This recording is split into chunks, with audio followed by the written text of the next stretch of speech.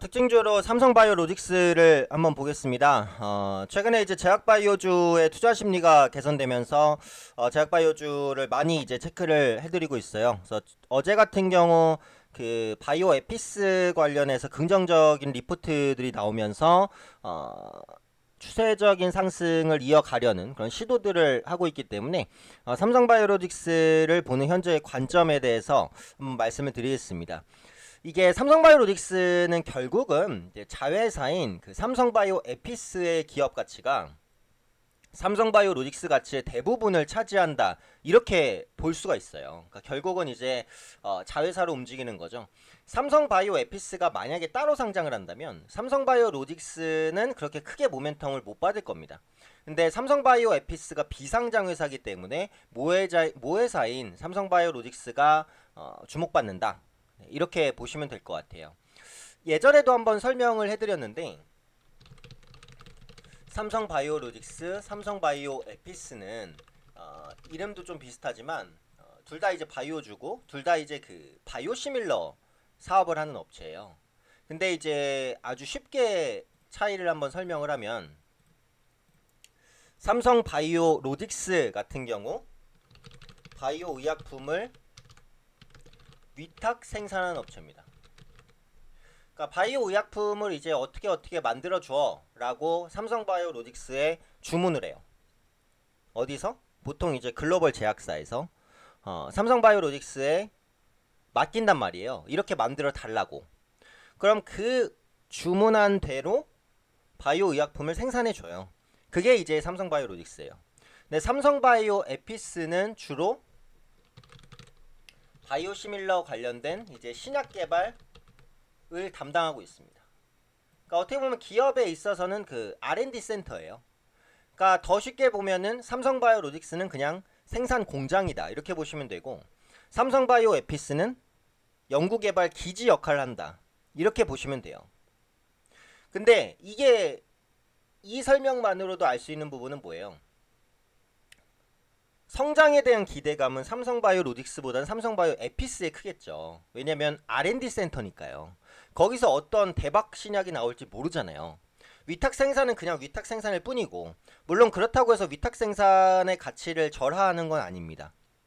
위탁 생산 쪽도 좋아요. 근데 성장에 대한 프리미엄을 받을 수 있는 건 삼성바이오 에피스 쪽이라는 거예요. 그래서 결국은 삼성바이오 에피스가 중요하다, 이렇게 이제 말씀을 드리는 거고, 저는 그동안 이제 바이오시밀러 업체에 대한 긍정적인 관점을 계속해서 말씀을 드리고 있습니다. 왜냐하면 글로벌 시장에서 바이오시밀러 의약품에 대한 수요가 증가를 하고 있거든요. 바이오시밀러는 오리지널 의약품과 효능은 그냥 똑같다고 보시면 돼요. 똑같아요, 사실은. 약간 다르지만은 효능 차이는 아니에요. 효능은 그냥 똑같다고 보시면 되는데 가격은 적게는 5%에서 크게는 20% 30%까지도 싸니까 당연히 똑같은 효능이면 가격 싼 게 좋잖아요. 근데 지금 보시면은 이 바이오시밀러 업체가 성장할 수 있는 가장 큰 동력은 뭐냐면 글로벌 고령화입니다. 우리나라 같은 경우 인구 고령화 심하죠. 일본은 어때요? 일본 굉장히 심하죠. 다른 나라는 어떨까요? 다른 나라도 유럽 국가도 그렇고 미국도 앞으로는 고령화의 문제에 봉착할 수밖에 없어요. 고령화가 되면 문제가 뭐예요? 일할 사람이 줄어들고 부양할 사람은 늘어난다는 거죠. 특히 무슨 보험 부담이 크냐면 의료보험에 대한 부담이 엄청나게 커집니다. 지금 건강보험 내시는 분들, 건강보험료 진짜 비싸다고 생각하시는 분들 많을 거예요. 인구 고령화가 되니까 상대적으로 이 공공재에 대한 걷어가는 세금도 앞으로 늘어날 수밖에 없어요. 그러니까 각 국가들이 이 의료보험에 대한 부담을 줄이고 싶어 합니다. 우리나라도 마찬가지예요. 당연하죠. 그러니까 어떻게든 약가를 인하할 수 있는 쪽으로 정책 방향을 잡는단 말이에요. 이게 바이오시밀러 업체가 구조적으로 성장할 수밖에 없는 이유거든요. 이런 큰 기반 안에서 셀트리온이나 삼성바이오로직스나 뭐 이런 종목군들이 성장할 수 있는 발판이 마련된다는 거죠. 그리고 제약바이오주는 이제 분위기가 굉장히 중요한 섹터라는 말씀을 드립니다. 근데 지금 보시면은 뭐 헬릭스미스, 메지온 이런 종목군들이 조만간 임상 3상 결과를 발표를 한단 말이에요. 그러니까 당연히 이제 투자 심리가 좋아질 부분들이 스물스물 올라오고 있다, 이렇게 보시면 되겠죠. 다만 삼성바이오로직스의 한 가지 악재라고 한다면 분식회계 관련된 불확실성이란 말이죠.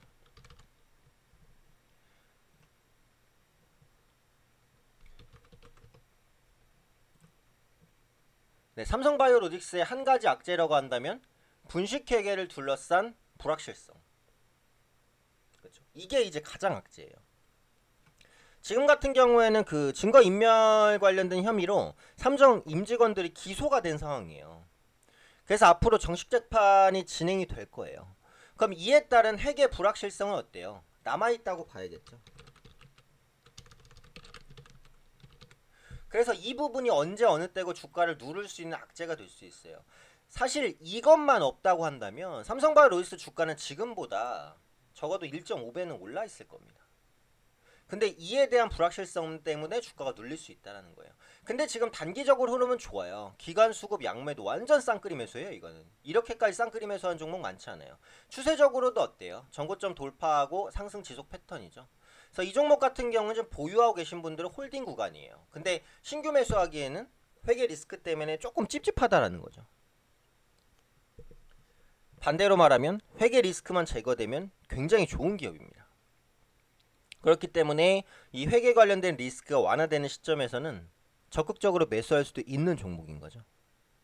그래서 삼성바이오로직스에 대한 전반적인 설명과 바이오로직스 그리고 에피스와 로직스의 차이까지 간략하게 말씀을 드렸어요. 지금 제가 말씀드린 내용만 잘 인지를 하시면 삼성바이오로직스에 대해서는 거의 다 파악했다고 보셔도 무방합니다. 그래서 앞으로 이제 바이오시밀러 관련 업체를 주목해야 되는 이유, 셀트리온을 말씀드리면서도 언급드렸지만 삼성바이오로직스도 피해갈 수 그 모멘텀에서 벗어나지 않는다. 다만 분식회계 관련된 불확실성이 이게 하나가 발목을 잡을 수 있기 때문에 관련 이슈가 어떻게 흘러가는지 이런 부분들 좀 꼼꼼히 살펴보시는 게 좋겠다. 이렇게 정리해드리겠습니다.